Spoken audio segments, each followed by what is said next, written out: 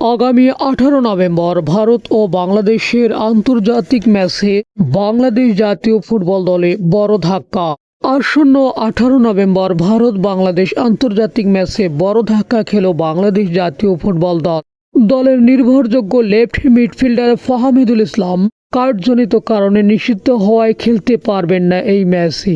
এই অনুপস্থিতি শুধু ফাহামিদুল ইসলামের ব্যক্তিগত দুর্ভাগ্য নয়, বরং বাংলাদেশ কোচিং স্টাফদের জন্যও একটি বড় কৌশলগত সংকট। তবে সেই শূন্যতা পূরণ এখন আলোচনায় উঠে এসেছে দুই তরুণ প্রবাসী বাংলাদেশি ফুটবলারের নাম। অস্ট্রেলিয়া প্রবাসী আরহাম ইসলাম ও কানাডা প্রবাসী স্টিভেন এফসির অ্যাটাকিং মিডফিল্ডার তানিল শারে। আরহাম ইসলাম অস্ট্রেলিয়ান রিদমে বাংলাদেশি প্যাশন। অস্ট্রেলিয়ার সিডনিতে বেড়ে ওঠা আরহাম ইসলাম বাংলাদেশ ফুটবলের নতুন ধাঁচ আনতে পারে বলে মনে করছেন বিশেষজ্ঞরা।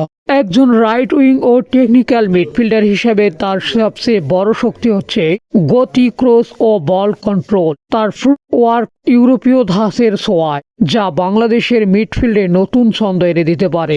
আরহাম স্পিড ও পজিশন দুর্দান্ত সেন্স। বাংলাদেশ তাকে পেলে আক্রমণে নতুন দিগন্ত খুলবে। মার্টিন ডসন অস্ট্রেলিয়ান ফুটবল বিশ্লেষক। তানিল শারে কানাডার আলো, লাল সবুজের আশা।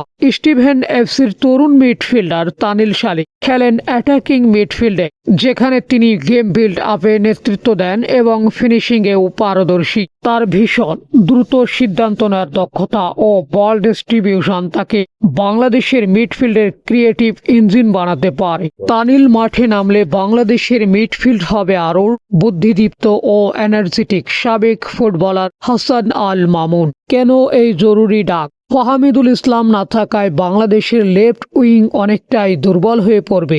এই জায়গায় আরহাম ও তানিল দুজনের সংযোজন দলকে ভারসাম্য ও গভীরতা দিতে পারে। তারা শুধু প্রবাসী নয়, তারা হলো নতুন প্রজন্মের প্রতীক, যারা আন্তর্জাতিক ফুটবলের অভিজ্ঞতা নিয়ে আসতে পারে লাল সবুজের জার্সিতে।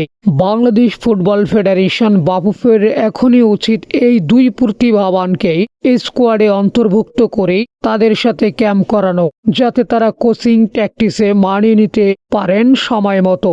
এই সিদ্ধান্ত যদি এখনই নেওয়া হয়, তাহলে ভারতের বিপক্ষে ম্যাচটি হতে পারে নিউ জেন বাংলাদেশ এর সূচনা বিন্দু। একটি এমন দল যেখানে থাকবে দেশি আত্মবিশ্বাস আর প্রবাসী দক্ষতার মেলবন্ধন। নতুন রক্তে বদলে যাবে বাংলাদেশ।